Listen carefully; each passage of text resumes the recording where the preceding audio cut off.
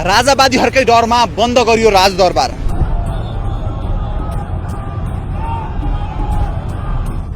नेपाल र नेपालीको अभिभावकीय संस्था राज संस्था छिटै पुनर्स्थापना गराउँछ।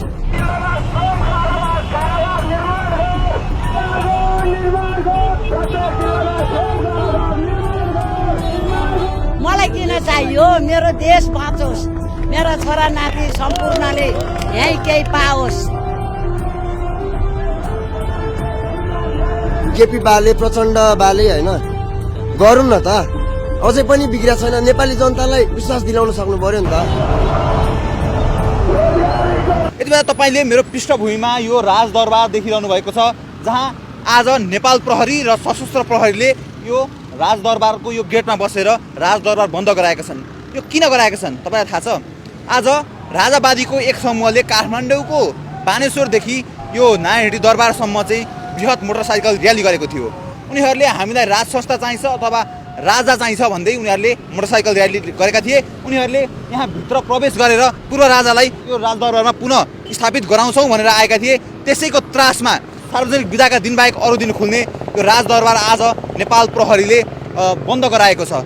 दृश्यमा तपाईँले देख्न सक्नुहुन्छ, यहाँ नेपाल प्रहरी सशस्त्र प्रहरीहरूले यो गेट ढाकेका छन् भने यो आज बन्द गराइएको छ। पूर्व राजा ज्ञानेन्द्र शाहले यो प्रजातन्त्र दिवसको अवसरमा जुन अभिव्यक्ति दिए, जनतालाई देश बनाउन आह्वान गरे, त्यसपछि देशभरि छरिएर रहेका राज संस्थावादीहरू अथवा राजावादीहरूले विभिन्न देशका विभिन्न ठाउँमा चाहिँ आन्दोलन गरिरहेका छन्। सोही क्रममा आज राजावादीहरूले यो काठमाडौँको नारायणहिटीलाई केन्द्रित गरेर यो आन्दोलन गरेका थिए भने योभन्दा अगाडि पनि यहाँ पटक पटक यहाँ राजावादीहरूले आएर प्रदर्शन गरेका थिए, जसले प्रहरीलाई समेत सुरक्षा चुनौती थपिदिएको थियो।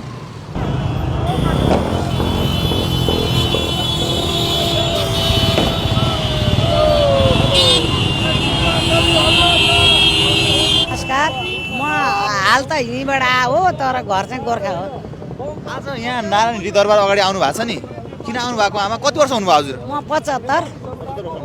यो बुढेसकाल उमेरमा किन आउनु भएको त आज यहाँ? अब म यहाँ आएको राजा ल्याउन र नातिहरूको लागि चाहिँ देश बचाउन आएँ। पहिलाको इतिहास हेर्नु पर्यो, अहिलेको इतिहास हेर्नु पर्यो, यी त्यो 4-5जनाले के गरे भनेर हेर्न पर्यो।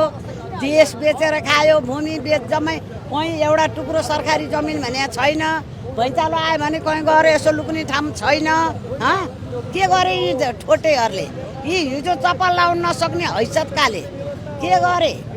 राजाले के गर्नु भएको थियो र? राजा आनन्दसँग बस्नु भएको थियो।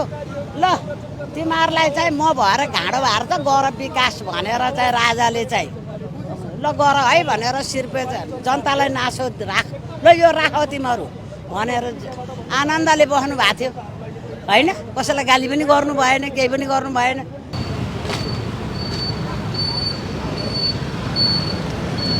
राजा भयो भने के हुन्छ भन्दा खानी एकजना हुन्छ क्या। अहिले के छ 600 कतिजना भन्यो, यो भन कुरा मिल्दैन, बाँडफाँड मिल्दैन, उनीहरूको भित्र के हुन्छ, खुट्टा तानातान हुन्छ होइन। ठिक छ, राजा आउनै पर्छ भन्ने पनि छैन, राजा नआए पनि होइन। ठिक छ, अहिले पनि केही बिग्रिया छैन कि केपी बाले प्रचण्ड बाले होइन गरौँ न त, अझै पनि बिग्रिया छैन। नेपाली जनतालाई विश्वास दिलाउन सक्नु पर्यो नि त।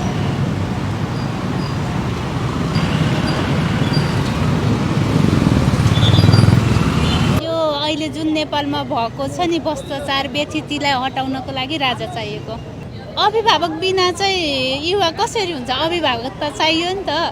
राजा भनेको त एउटा अभिभावक हो, युवा पुस्ता भनेको तपाईँ हामी छोराछोरी हो होइन र? त्यही भएर राजा अभिभावक भएको कारणले राजा चाहिन्छ। अहिले अब तपाईँको हेर्नु न, देश र जनता आज अभिभावक विहीन भए, घरमा पनि घरमुली नभएको घर लथालिङ्ग हुन्छ। आज देश त्यस्तै भयो। अब त्यो कारणले हामी राज संस्था पुनर्स्थापना गरेर यो देशलाई एउटा परिवार हो र परिवारभित्र तपाईँको जति देशमा नागरिक छन् यी सबै राजाको परिवार हो। देश राजाले परिवारलाई तपाईँको छ नि, राजाले प्रजालाई तपाईँको आफ्नो परिवारभित्रको देश र जनताको तपाईँको दुःख राजाले हेरेर बस्नुहुन्न। अस्ति तपाईँको 6 गतेको एउटा वक्तव्यबाट पनि हेर्नुभयो होला हजुरहरूले। त्यो कारणले हामी राज संस्था पुनर्स्थापना गर्नको निमित्त निरन्तर रूपमा सडक सङ्घर्षमा रहेका युवाहरू हौँ। भ्रष्टाचारी मुर्दाबाद, भ्रष्टाचारी मुर्दाबाद।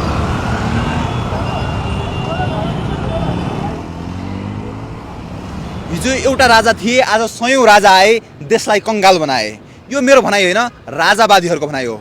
आज तिनै राजावादीहरूले काठमाडौँको बानेश्वरदेखि यो नारायण हिटी राजदरबार परिसरसम्म बृहत मोटरसाइकल र्याली गरेका छन्। उनीहरूले यो देशमा राज संस्था अथवा राजा चाहिन्छ भनेर आन्दोलन गरिरहेका छन्।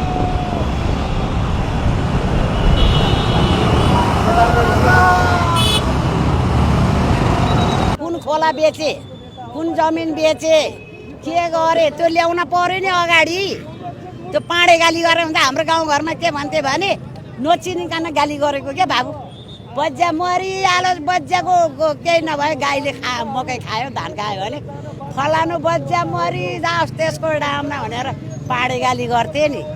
त्यही पाँडे गाली हो। राजाले केही गर्नु भएको छैन, देश जोगाएर राखिदिनु भएको थियो, मुठी कसेर राखिदिनु भएको थियो। आज नेपालीले दुःख पाउँछ कि भनेर ज्ञानेश्वर पनि भने, देश छोड पनि भने, केही गर्दा पनि उहाँले कसैलाई जवाफ नदिकन चुपो लाएर बस्नुभयो होइन। त्यो हो मान्ता। अहिलेको जस्तो अहिलेकोले बोलेको छैन। ल राजा ल त्यसलाई थाङगोड कटाउनु पर्छ भन्छ बाबुराम भट्टराई को त्यो। सुन्नुहोस् न, यो देश कसले एकीकरण गरिदियो? 2224 राज्यलाई तपाईँको एक बनाएर नेपाल बनाइदिए। तपाईँको छ नि देशमा कल कारखाना उद्योग धन्दाहरू खोलेर कसले नेपाली जनतालाई रोजगार दिएर देशमै राखे जनता। आज यो गणतन्त्रले, यो भ्रष्ट व्यवस्थाले, यो लुटतन्त्रले, यी खराब नालायक देशद्रोहीहरूले ल्याएको व्यवस्थाले आज दिनको 3000 युवाहरू एयरपोर्टबाट तपाईँको बाहिर जाँदैछन् खाडी मुलुक होइन। तपाईँको यो के कारण ल्यायो भन्दा यो व्यवस्था नेपाल र नेपालीको होइन। हामीले बुझिसकेका छौँ। नेपाली जनताहरूको तपाईँको आँखाको पट्टी र कानको ठेडी खुलिसकेको छ। त्यो कारणले यी भ्रष्टहरूले तपाईँको आज जसरी जनतालाई भ्रम छरिराखेका छन्, अब हामीले यो भ्रमलाई, यिनीहरूको भ्रम हामीले बुझिसकेका छौँ। त्यो कारणले यो देशलाई हामीले गुमाएको अभिभावकीय संस्था, राज संस्था यिनीहरूले फ्यालेको, हामीले नेपाली जनताले फ्यालेको होइन, यो भ्रष्टहरूले फ्यालेको व्यवस्था होइन। यो नेपाल र नेपालीको व्यवस्था, राज संस्था पुनर्स्थापना गर्नको निमित्त हामी निरन्तर छौँ। यी भ्रष्टहरूलाई म अहिले पनि भन्न चाहन्छु, हाम्रो यो आन्दोलन गर्नुको उद्देश्य भनेको चाहिँ होइन, जुन गोरु आए पनि कानै छिरेको, जुन जोगी आए पनि कानै छिरेको भयो क्या। देशमा जसले सत्ता पाए पनि छैन क्या, बोली मात्र छ होइन, गरेर कसैले देखाएन क्या। हामीलाई बालेन चाहिन्छ, यो चाहिन्छ, त्यो चाहिन्छ भन्दैनौँ हामी होइन। हामीलाई के चाहियो भन्दा सेवा सुविधा चाहियो क्या होइन। हाम्रो नेपाली दाजुभाइहरू विदेशमा खलखल पसिना बगाएर बक्सामा प्याक भएर आउनुहुन्छ क्या। त्यो दिन देख्न नपरोस् क्या होइन। म नेपालमै बसेर केही गर्छु भन्नेहरूलाई त्यो यहाँ नेपालमा वातावरण दिनु पर्यो होइन। घरमा बाउ बुढो भनेर फ्यालिदिने भन्नुहोस् त। घरको अभिभावक को बाउ होइन, यो देशको अभिभावक राजा ज्ञानेन्द्र हुन्। त्यो भएर आज अभिभावक नभएको कारणले यो देश यस्तो अवस्थामा पुगिराखेको छ। हामीले हाम्रो देशको अभिभावक लिएर आएर तपाईँको राख्न खोजेको तपाईँको छ नि, यिनीहरू त भ्रष्टहरू हुन्, देशद्रोही राष्ट्रघातीहरू हुन्। यिनीहरूको विरुद्धमा तपाईँको छ नि, यिनीहरूले देश लुटे सके, नेपालीलाई भुटानी शरणार्थी बनाएर बेचे। राजा निर्वाचन होइन क्या, राजा तटस्थ संस्था हो। 3 करोड नेपाली जनताको संस्था हो राज संस्था। देश चलाउने जनताले हो, जनताले, राजाले होइन। राजा भने घरको बाउ हो। बाबु भरे राति अलिकति अबेला पुग्यो भने आमा पिर गरिरहेको हुन्छ। मेरो छोरो मोटरसाइकल लिएर गएको थियो, कोतै लड्यो कि भन्ने आमालाई चिन्ता हुन्छ, बाउलाई चिन्ता हुन्छ। हामी त कस्तो भयो भने आमा बाउ बिनाको छोरछोरी भयौँ हो। त्यो सम्झिनु पर्छ। युवा पुस्ताले यहाँ काम पाउनु पर्यो, यहाँ बस्ने वातावरण हुनु पर्यो।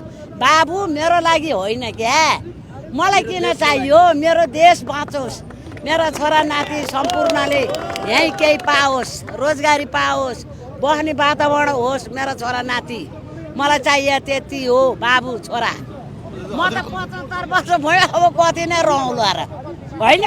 सुन्नुहोस् न, आज तपाईँले जति लाख छन् कार्यकर्ता भन्नुभयो नि, यिनीहरूलाई पनि आन्तरिक रूपमा आफ्नो नेताप्रति तपाईँको प्रतिष्ठा छ। नेपालमा राज संस्था आउँछ भने फाइनल दिनको दिनु भन्नुहोस्। आजका बालवाला मन्त्रीहरूसँग नि मेरो कुरा हुन्छ। फाइनल दिन भन्नुहोस्, राजालाई राजगतिमा राख्ने ती भन्नुहोस्। हामी आउन तयार छौँ सडकमा। अब यिनीहरूको विरुद्धमा, हाम्रै नेताको विरुद्ध पनि हामी आउन तयार छौँ भन्दैछन् है। त्यो कारणले अभिभावकीय राज संस्था पुनर्स्थापना गर्नको निमित्त, नेपाल र नेपालीको संस्था स्थापना गर्नको निमित्त अब हामी देशैभरिबाट जहाँ हुनुहुन्छ त्यहाँबाट तपाईँको अब लाग्नुहोस्, आउनुहोस् र हामी अब यो राज संस्था पुनर्स्थापना गर्नु छिटै, नेपाल र नेपालीको अभिभावकीय संस्था राज संस्था छिटै पुनर्स्थापना गराउँछौँ।